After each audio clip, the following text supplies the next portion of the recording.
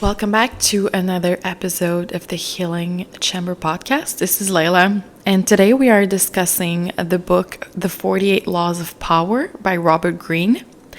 And we're going to go into details about what is a narcissistic cloak.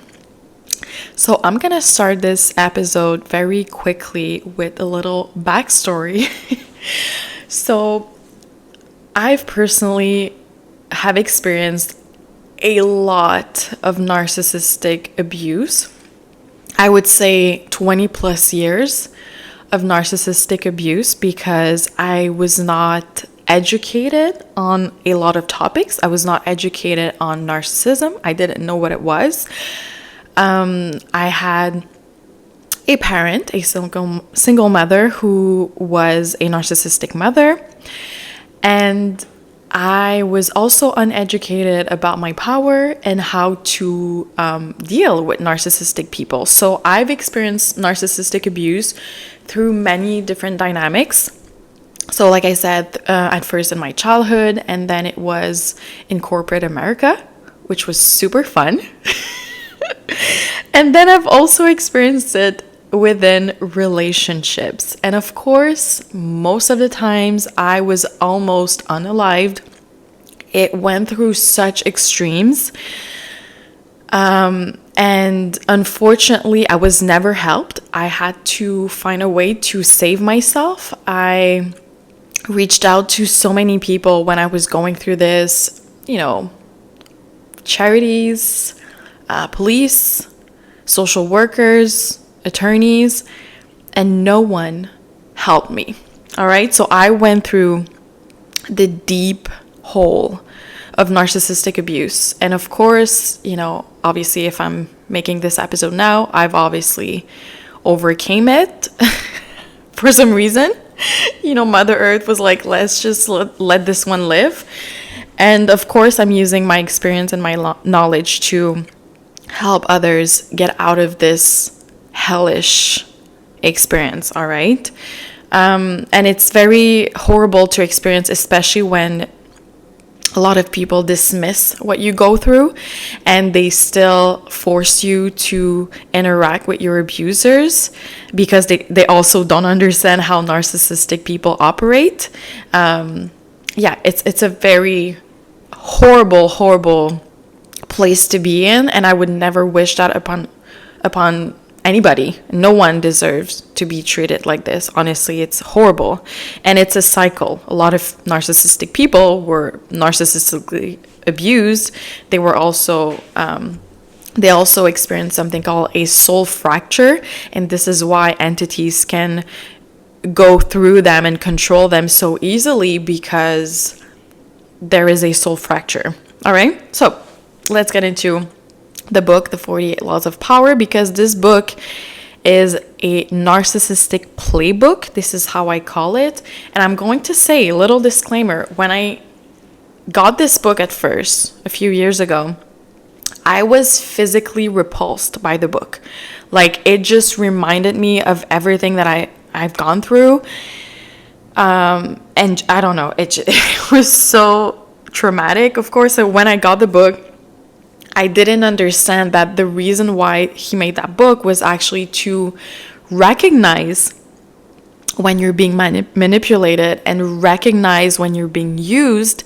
And it actually helps you to have a step ahead, especially if you're in a situation where you cannot easily exit. So of course, I'm always going to tell people and recommend everybody to leave. Like, do not think you can outsmart an entity or a narcissist, like, especially if you have the freedom to do so. Please just leave. Block, delete, move, put some Ring cameras around your house, and that's it. Go on with your life, because these people can be extremely dangerous. All right. So when I first read that book, I was physically repulsed. I couldn't even finish it at first. And I remember, like, I have a lot of Sagittarius placement in my chart, so sometimes I can be a little bit dramatic. I literally threw that book in the fire. And I made a TikTok about this. I was physically repulsed. I was like, what is this book? This is so disgusting. It's an insult to my soul. Like, I was like, what is that? Especially being a Venusian, I'm all about the heart and the soul and compassion and empathy, and this is like the opposite of it. Anyway, just so you know where I'm coming from. And of course, I had to work on myself, and I had to like really fully grasp what this author actually meant by creating that book. So what it does, basically, when you read this book, and I wish I would have read it when I was a teenager, like I said, it helps you to notice and understand when you're being manipulated. For example, if you have a job or you're in corporate America and you can't just like walk away tomorrow, even if you want to, you can't financially, for example, then you have to learn to play the game. And I know it sucks, and it might literally go against your soul. But the thing is, while you're building your exit strategy and building your exit plan, unfortunately, you have to deal with them. And of course, the first thing you want to do is regulate your nervous system as much as you can, because a lot of times narcissistic people, they don't even have emotions, right? They're like this empty shell that is controlled by this entity. So what they do is they know how to trigger you because you told them how to. So this is what we're going to get into today, the 48 laws of power, and how we can actually take back our power. And when we're interacting with certain people and we have this intuition about them that they're unconscious or they're controlled by some sort of entity, we know how to deal with them in a very powerful way. All right. So the first law of power is to never outshine the master. So always make those above you feel superior and more competent than you. And of course, it's a game. I'm not saying to not outshine your master. You're giving the illusion. And so in many different ways you can use that. Of course, by the way, if you know me, like I live in solitude. I live like a monk, because for me, playing this game on a daily basis is so draining. I don't want to play that game. I don't want to. I hate it. All right. I'd rather just like walk barefoot in nature. Like, trust me, I do not want to play that game. But, we live in a society where most people are narcissistic, unfortunately. I know the statistics are saying they're all outdated anyway, and if you know narcissistic people, they're not going to get diagnosed. So how can they know? Like, I think the statistic is saying like less than 1% of our society are diagnosed narcissistic, but like, yeah, diagnosed, because most of them don't even get diagnosed. Anyway, so if you're, for example, working in corporate America, or if you have a sugar daddy, that's also another way you can use that. You want to make sure that you give them the illusion of being superior to you. It's an illusion. You're like 10 steps ahead. Like, you don't care. Like, you're obviously smarter than them because you've read that book, and like you're emotionally intelligent, but it's the illusion. You give them the illusion that they're superior. By the way, this is also something you can use if, for example, you're a teenager and you're stuck at home, you're still underage and you have to deal with narcissistic parent. Once again, these are rules that you can use so you can be in power in that horrible dynamic. Trust me, I've been there. It's horrible on a daily basis. The second one is to never put too much trust in friends and learn how to use enemies. So friends, for example, can betray you, and you can use former enemies who have more to prove. This is probably one of the laws that literally irritates my soul. It still does, because I don't like being fake. I don't like fake friendships. But I've been through so many situations where I've been dealing with narcissistic friends. And when I tell you, they use information that you give them to hurt you when you least expect it. Like, I've been through this so many times. This is the main reason why I live in solitude, because I cannot deal with that. This is absolutely horrible. But of course, if I'm like at an event or I'm somewhere where I have to like play the game very shortly and then run back home and stay alone for another few months. I know how to spot people that are narcissistic, that are fake, that feel threatened by my physical appearance, by my energy, my aura, my light, my darkness, whatever they can feel. And I have to treat them like that. Unfortunately, this is how I have to treat people. I have to be mindful about what I say, what I don't say. It's very draining, I know, but these are just the laws of power to have this cloak in society so you're not being abused. So the third one is to conceal your intention. So to keep people off balance and in the dark by never revealing your plans. By the way, this is something that's very important if you're doing manifestation techniques. And I know sometimes we get so excited. We're like, I'm manifesting, this relationship, and you're getting all these glimpses. And you think, oh, let me share that with my friend. But if you have a friend that's subconsciously jealous of you or is subconsciously narcissistic, this person is going to, I wouldn't say stop your plans, but they can for sure make you waste a lot of time and energy. They might even bring your vibration very low. So you might get angry in this cycle of like yelling and being angry with them like nonstop. And so to take back your power, you have to be silent and not reveal your plans, of course, up until the point they are permanent. Like there's nothing they can do at that point to derail them. But if your plans are still in the seeding process, like it's still a seed and it hasn't bloomed yet, shush. Shush it. Number 4 is always say less than necessary. So the more you speak, the more likely you are to say something foolish, but not just foolish, but the more you speak, the more you're giving tools for people to abuse you. If you say too much, sometimes people open up and they talk about their childhood, and that's like some people literally have no souls. Like, to attack someone with their childhood trauma is so low. It's unbelievable. I mean, of course, I've been through it like many times.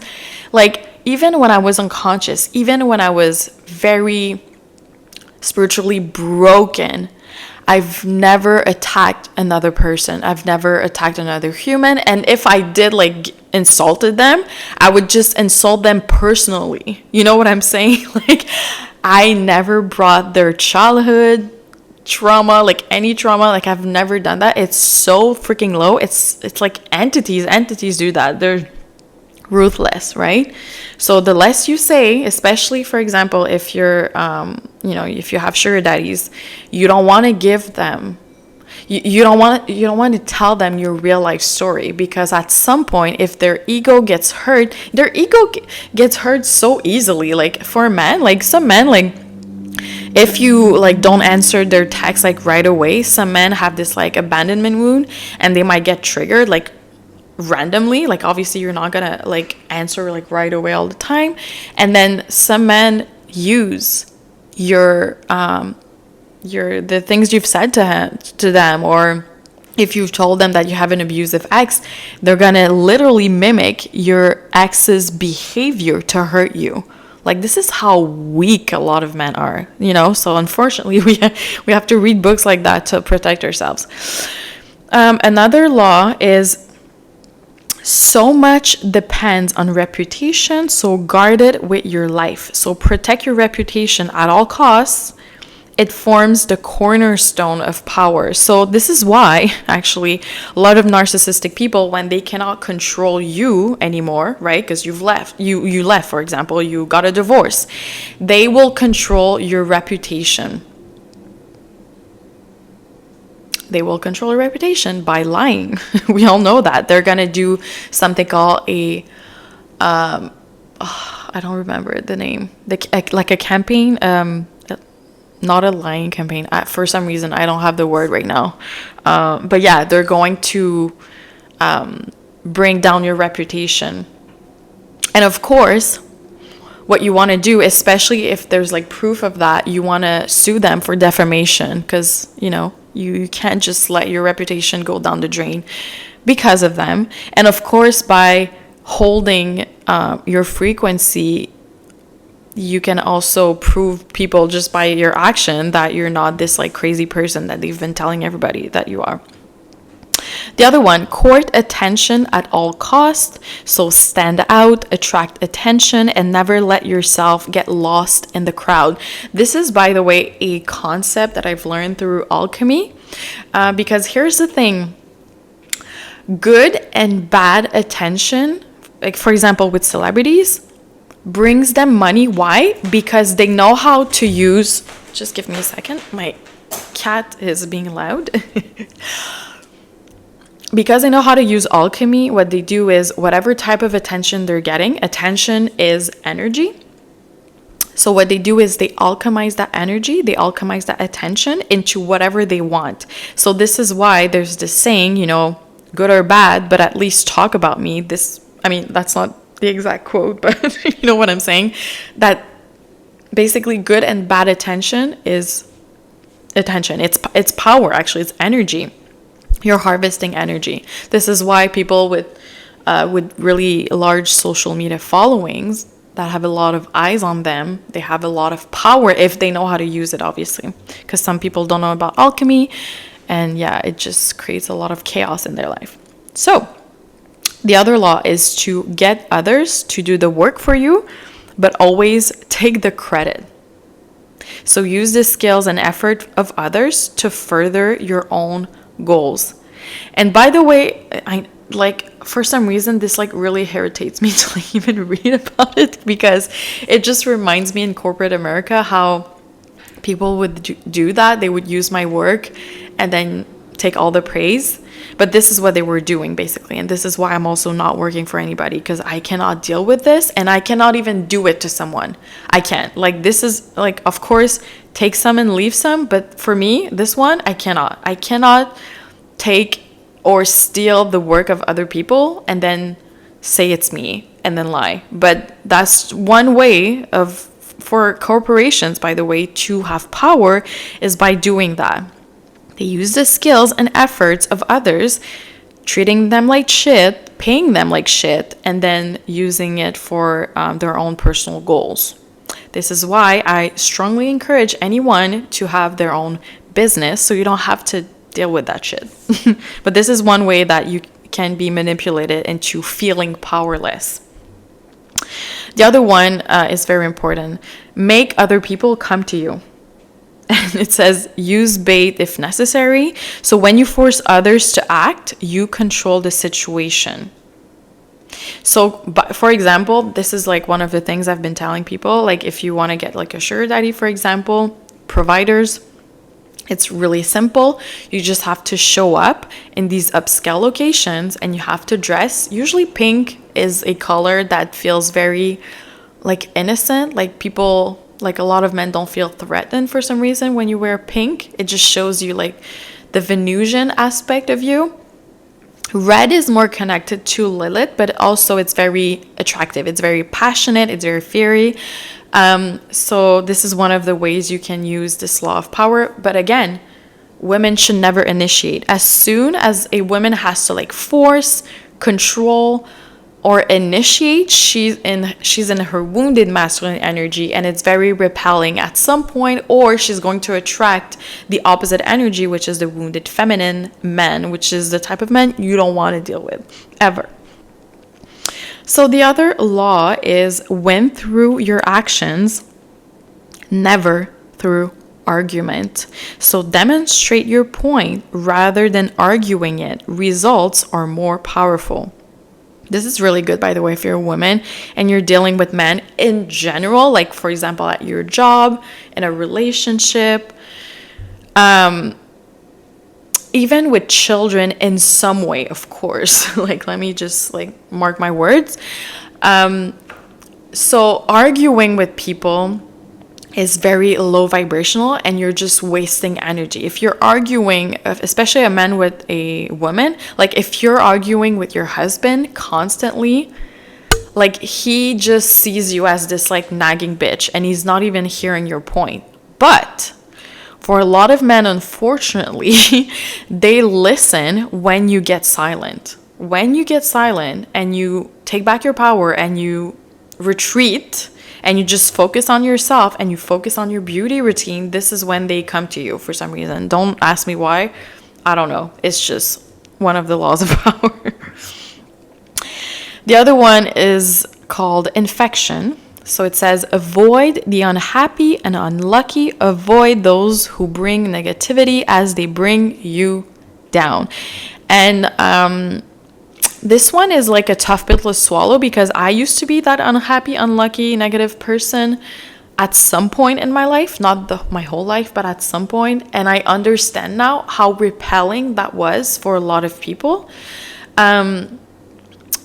But also I was also going through a lot of trauma. So of course, but the good thing, when you feel like you're unlucky, you're unhappy, the best thing to do is to go into solitude and go into nature and focus on raising your frequency. Like, never complain to anybody, never like resist the urge to call anyone and complain about your life. Go in nature and give that energy, that negative energy, to Gaia, because she's going to alchemize it. All right. But of course, when you're in that position of peace at some point in your life, you want to make sure that you avoid family, friends that are negative, because they will bring you down. Don't ever think at some point that you're better than them, that you're not gonna you're not gonna be brought back to your whole self, because I'm telling you, it's just an energetic thing.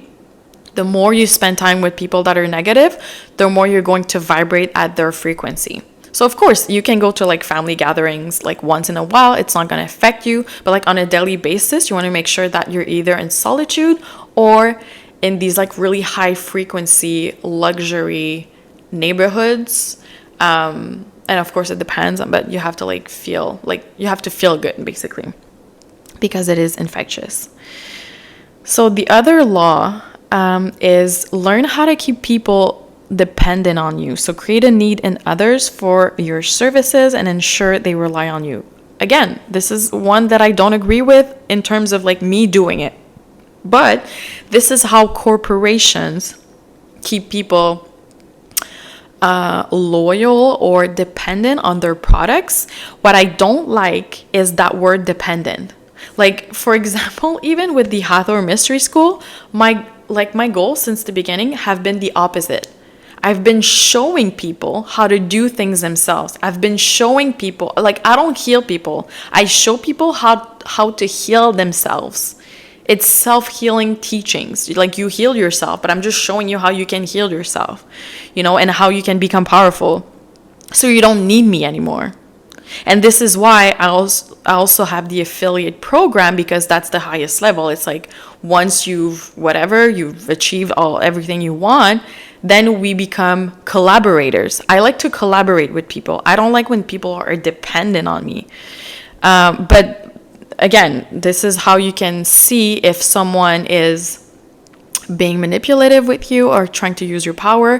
For example, in a narcissistic relationship, this is one of the first things that they do. They make, for example, a man, they will make the woman reliant on them financially sometimes, to keep the power. And in 99% of domestic violence cases, it is financial, because money is one way to have power over people, over yourself, to have the resources, basically. So you can also use that rule to notice if you're being used or if someone is trying to get you into that position of powerlessness where you're depending on them in any way, shape, or form.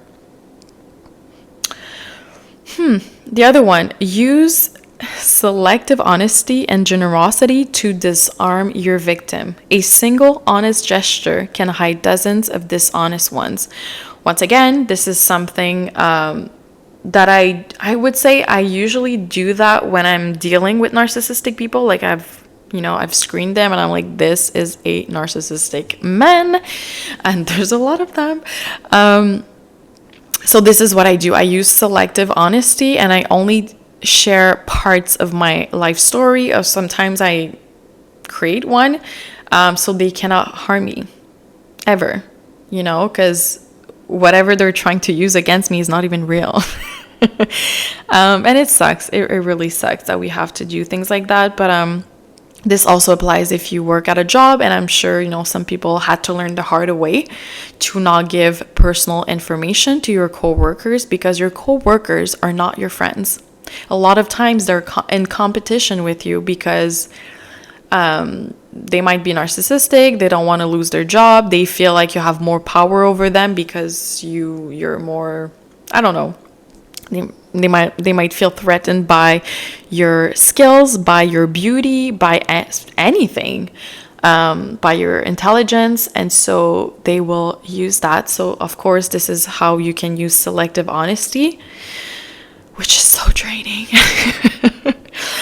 That's why I don't do it often. It's very draining. Another one, when asking for help, appeal to people's self-interest and never to their mercy or gratitude. So convince other people to help you by showing how it will benefit them. Yeah, I guess, I don't know. I guess this one is more neutral, because it just tells you that if you need help for something, instead of being like me, help me, tell them what's in it for them. Focus on that. Focus on what's in it for them, and then you're gonna have what you want. It is a bit manipulative, but I feel like it's not necessarily negative. I guess it depends on what you're doing with that piece of information, just like with any rules, by the way, of this book.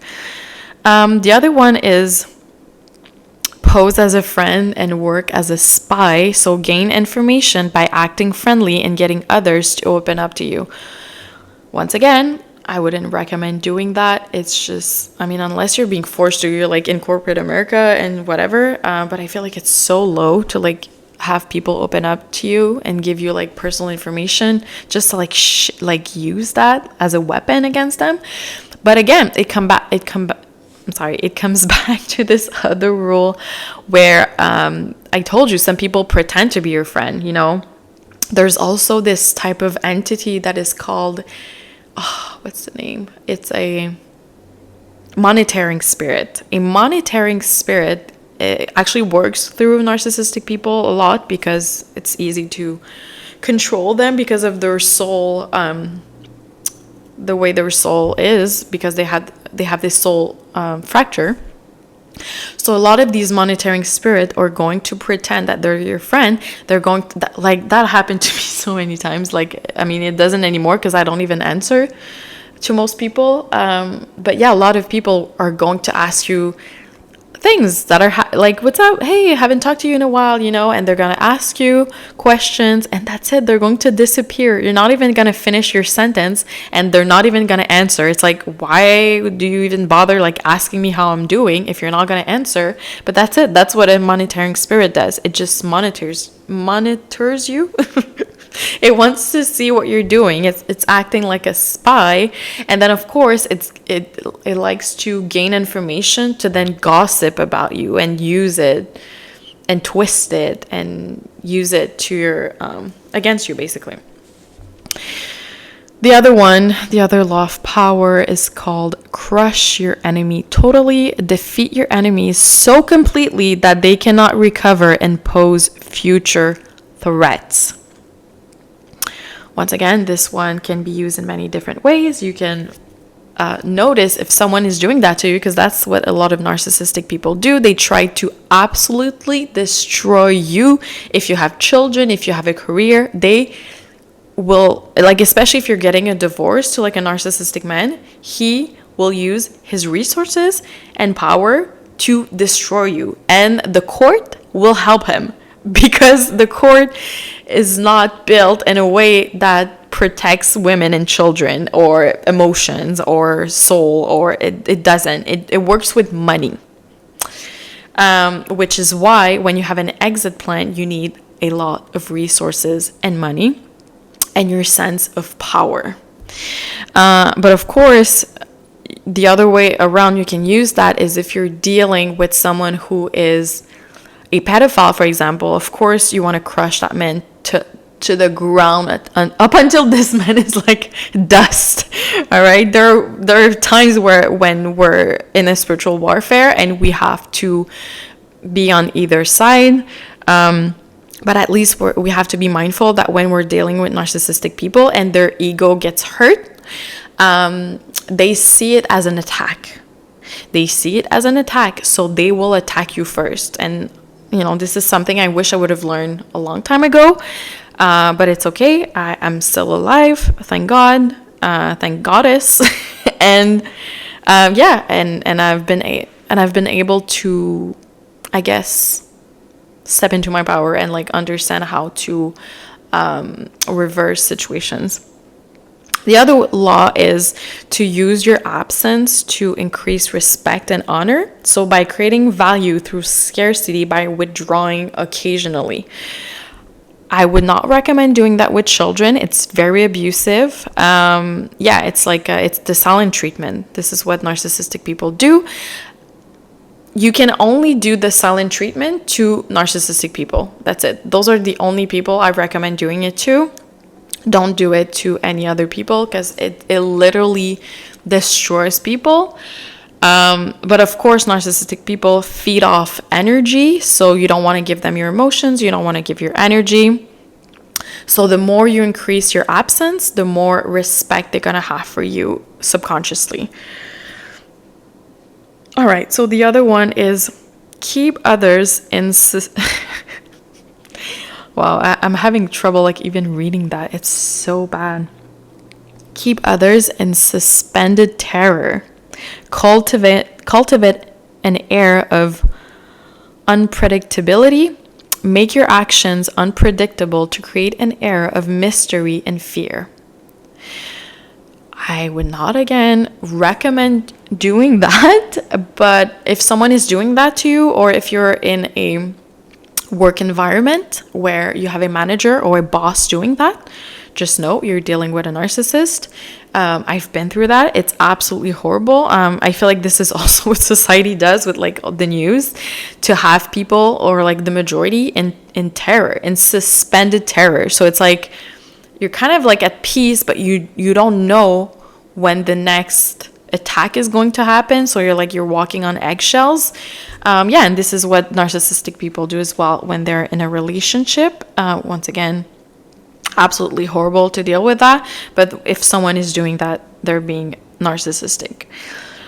The other one is do not build fortresses to protect yourself. Isolation is dangerous. Isolation cuts you off from valuable information and makes you vulnerable.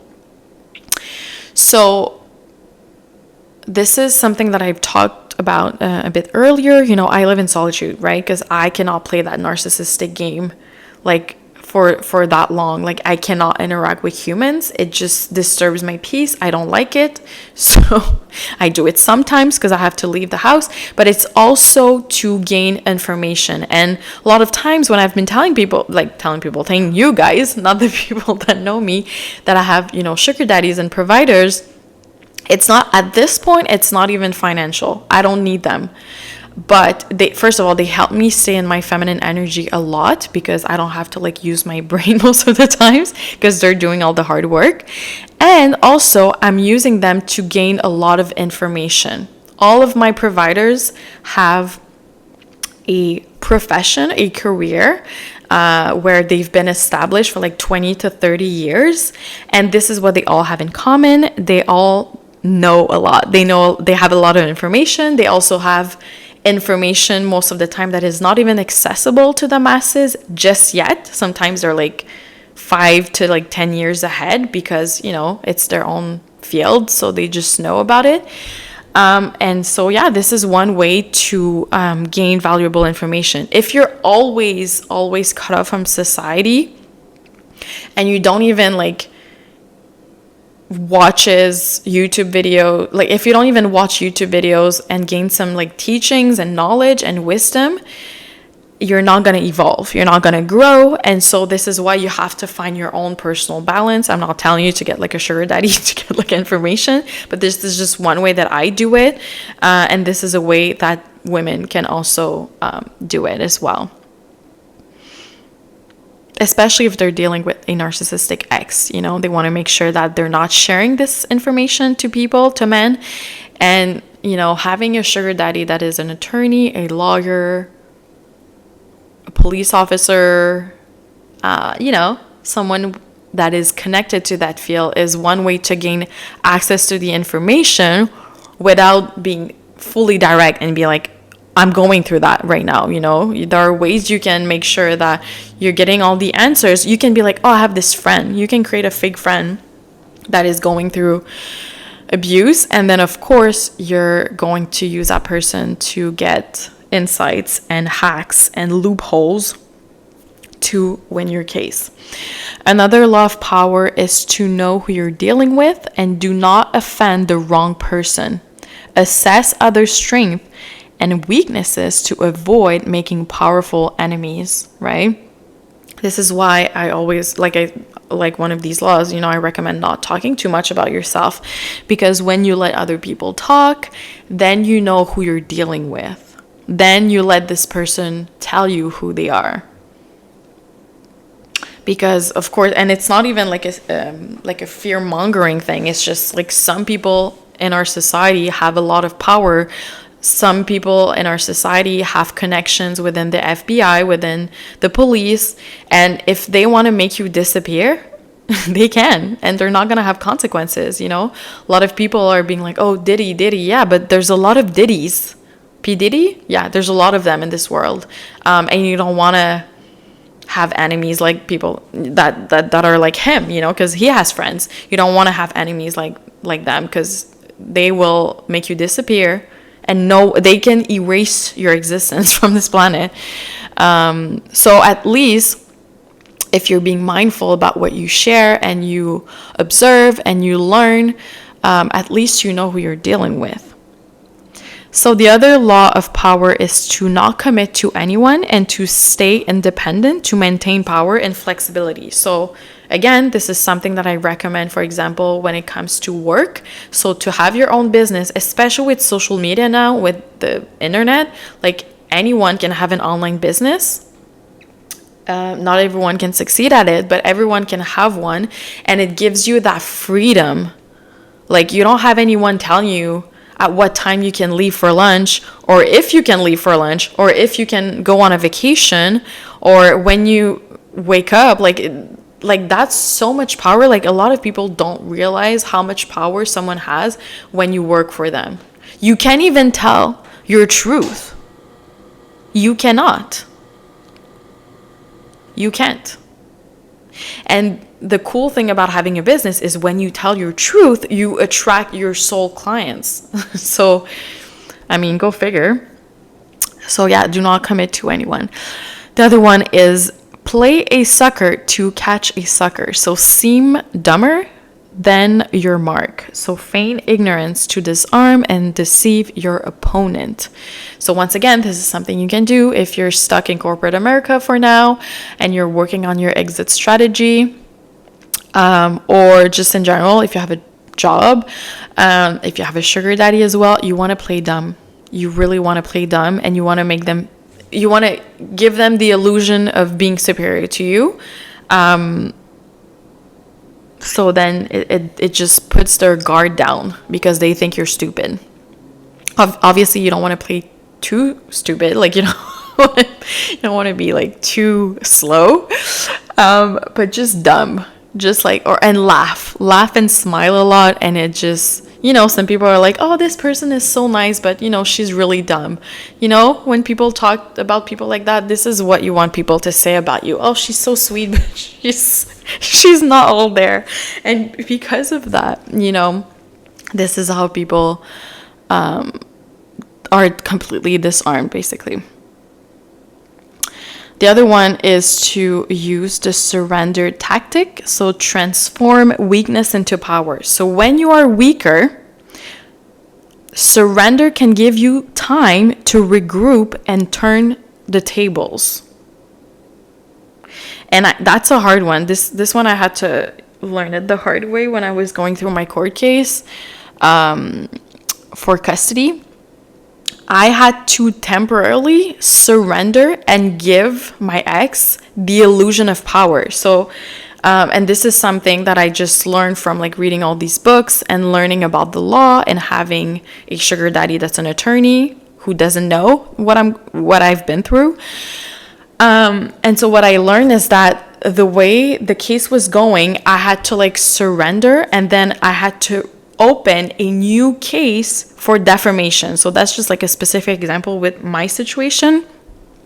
But this is just like an example to like surrender temporarily, to turn the tables and use something called the law of rhythm, because it's like a balance, it's a swing. So you can decide where it's going to swing back to you, and you can decide that for a lot of people, when you do defamation cases, you get a lot of money, and this is what happened in my case, and I was able to restore my reputation as well. So the other one is concentrate your forces. So focus your resources and energies on a single goal to achieve maximum impact.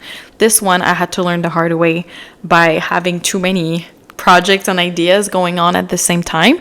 But I had to learn to be patient with the help of Saturn. And so when you focus on one, for example, one social media platform, one specific goal, and up until there's like momentum with that goal, you do not start another project. You do not start another social media. You have to really focus on one. And this is how you gain a lot of traction and momentum and power within what you're doing. So the other law is play the perfect courtier. So adapt to the dynamics of the power structures around you to thrive. This is exactly what I cannot do anymore, because I'm just, my soul is exhausted by this. But of course, if someone is younger, they're like in their early 20s, sometimes they have more patience and energy. And sometimes a lot of people need to get a job to get their, shit together. And then, of course, you want to play and adapt with the dynamics of power within that structure. And of course, you also need to plan your exit strategy without telling a single soul. The other one is to recreate yourself. So forge a new identity and character to become a person of power. This is something, by the way, that celebrities do a lot. They change their hair color. You're going to notice that. They change their hair color. Sometimes they even change like singers, they change the whole genre, like the whole type of music that they do. Of course, they don't do it too often because people would get so confused about what's going on, but they do it once in a while to stay relevant, so people can talk about them even if they don't like it. At least they're talking about them, and they're able to gain more energy and momentum and power and focus and attention to alchemize it into whatever that they want. So recreating yourself, this is also something you can do if you're in a marriage and you're a woman. You can change up your style. I would usually recommend not doing anything permanent. You can just change like your style of clothing, because I know that for a lot of men, like, I know it sounds so bizarre, but a lot of men's ego get triggered if you get a permanent change and you haven't told them. Like, for some reason, their nervous system see it as an attack. So by the way, I'm talking a lot about men, but like, if you don't want to deal with sugar daddies and men, you can just focus on your digital business. But these laws can also be applied. So when you're doing your digital business, especially if you're showing your face or whatever, you want to make sure that you kind of spice it up sometimes, and you change it or you rebrand it, so people don't get tired of you, and they just, it just keeps the momentum going, and it gives you a lot more power, and it brings more money and customers to you. The other one is to keep your hands clean and to let others be the bearers of bad news or blame so your hands appear clean. Once again, I don't recommend. This is so bad, guys. This is so manipulative. But this is what corporations do. This is what they do. And it really sucks, because I feel like if you want to play with those rules, and you want to do that to keep power or to keep your paycheck and your career, like a lot of people have to go down because of you. And that's what I cannot fathom. Like, I cannot do that. It's absolutely horrible. I would never throw people under the bus for me to keep my paycheck, but I know that a lot of people are in survival mode and they just have to do it because they have a mortgage, they have a family, it's just a horrible place to be in. So of course, once again, recommend to have your own business and not be part of that narcissistic dynamic. The other one, by the way, we're almost done. The other one is to play on people's need to believe, to create a cult-like following. So use people's desire to believe into something to build your influence. I feel like this is something that can be used in a good or negative way, because obviously this is how a lot of singers and corporations, do. They create like a cult-like type of following. I'm sorry, let me just grab a quick sip of water. So yeah, a lot of celebrities do that, which is why when a celebrity doesn't like someone or doesn't like something, they have this like army of people like attacking others. And it's the same thing as when there wasn't social media like 5,000 years ago and there were empires. This is exactly how empires were operating. They had cult-like followings, and people would die for their cult, for their empire, right?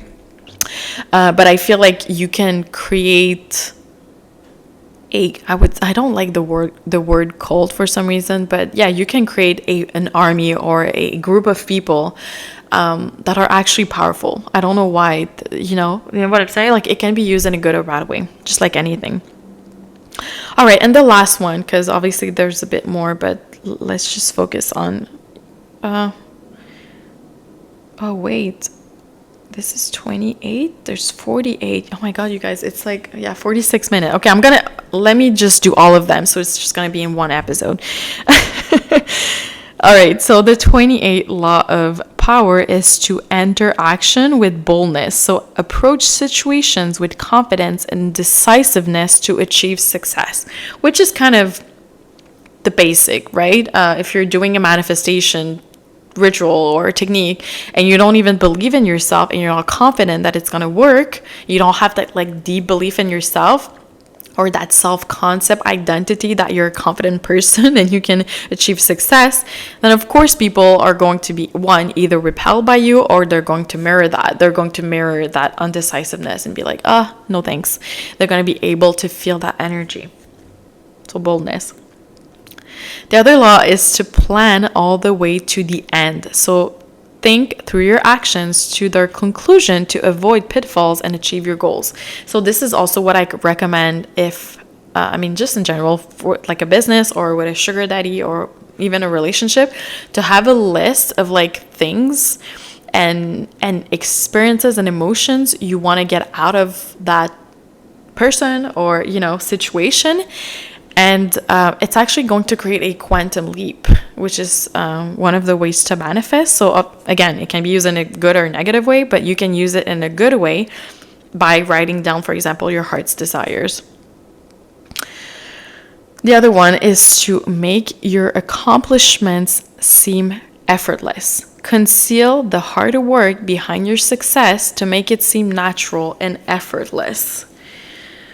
I don't even have to like explain this one, but yeah, this is one of the ways that people keep power. I feel like, I don't know, I don't like that one too, because man, I've been through like so much suffering and so much struggling because I was trying to mimic or like imitate those like spiritual teachers I was like looking up to at some point, and I was like, why is their life so easy and effortless, But that doesn't mean it was the truth. That's just what they decided to show on social media. But like, we know that it doesn't mean that it was truth, but I guess it was a way for them to look a certain way, look powerful, and I guess it was more attractive than, of course, if you tell people, it's going to be hard and you're going to, suffer through all of it, like people are going to be like, I'm not really into it. But I don't know. I guess it's up to you to use it with your discernment. The other one is to control the options, get others to play with the cards you deal. So limit the choices of others to steer them towards your desired outcome. Oh, I don't know, that's very manipulative as well. Once again, don't do that to children, please. Yeah, I guess with some type of narcissistic man, that would just make them feel empowered, but you're the one controlling the situation. The other one is to play to people's fantasies, so to appeal to people's desires and dreams to gain their support. Yeah, I guess this is what we have to do when we're dealing, for example, with providers and sugar daddies. We have to like create this fantasy. Yeah, that's also very it's like the more I go through this list, the more I'm like, oh my god, I don't know if it's good advice, but I guess it helps you understand the brain or the mind of like corporations and a lot of people. Actually, a lot of men have like huge egos, and they also do that. They also pretend to be your fantasy so you can put your guard down. So you have to always be mindful about that. The other one is to discover each man thumbscrew. So identify people's weaknesses to manipulate them effectively. Yeah, this is what a lot of men do. So this is why I always tell women, don't say too much. Don't talk about your abusive exes, because, unfortunately, even if you've had children with them, you've been with them for 10, 20, 30 years, they might still do that to you, and it's just horrible. The other one is be royal in your own fashion. So act like a queen to be treated like one. So carry yourself with confidence and authority to command respect. So this one speaks for itself. The other one is to master the art of timing. So recognize the right moment to act for maximum advantage. The other one is to disdain things you cannot have. So ignoring them is the best revenge. Show contempt for what you cannot have to diminish its perceived value. So this is good, by the way, if you're manifesting something and you're getting a lot of the opposite of what you're trying to manifest, to just ignore the 3D is the best thing, because you're removing the power, you're removing the energy enough, you're not feeding into it. And you're putting back your focus and energy on what you want to create, want to manifest. So another one, create compelling spectacles. So use dramatic events and actions to capture attention and admiration. This is what celebrities do all the time. Another one is to think as you like, but behave like others. So conform outwardly to blend in while keeping your true intentions hidden. This is what I recommend if you have a job. Another one is stir up waters to catch fish. So disrupt situations to create confusion and gain an advantage. That's very manipulative. This is what corporations do to keep control within the structure. A lot of times they create confusion so people can argue with each other, and this is how they can keep control. It's also called triangulation as well. The other one is despise the free lunch. Be wary of anything free. It often comes with a hidden cost. The other one is to avoid stepping into a great man's shoes. So forge your own path rather than following a predecessor's. The other one is strike the shepherd and the sheep will scatter. So remove influential leaders to weaken their followers. The other one is work on the hearts and minds of others. So win people over emotionally and intellectually to build loyalty. The other one is disarm and infuriate with the mirror effect. So reflect others' actions and words to create empathy and confuse them. Oh, this is good, by the way, if you're dealing with a narcissist, to mirror his action. It depends. Sometimes it might get dangerous. I would usually recommend just leaving if you can. Preach the need for change, but never reform too much at once. advocate for gradual change to avoid resistance and backlash. So this is what the government is doing right now. Never appear too perfect. Display some flaws to prevent envy and hostility. Some fake flaws. You don't want to reveal your real flaws. The other one is do not go past the mark you aimed for in victory. Learn when to stop. So know when to stop pushing to avoid turning success into failure. That's what a lot of celebrities are doing right now. They're just pushing past their victory and success limit, and people are bringing them down. And the last one, assume formlessness. So be adaptable and fluid to respond effectively to changing circumstances. So I guess be adaptable, pivot fast. That's one way that, humans and animals can survive and grow and evolve. So yeah, I think that's the biggest episode we've ever had, almost an hour. I just wanted to put all the laws within there, and hopefully this was very valuable to you. Let me know if you have any insights, questions, comments, and I'll see you tomorrow for our next episode.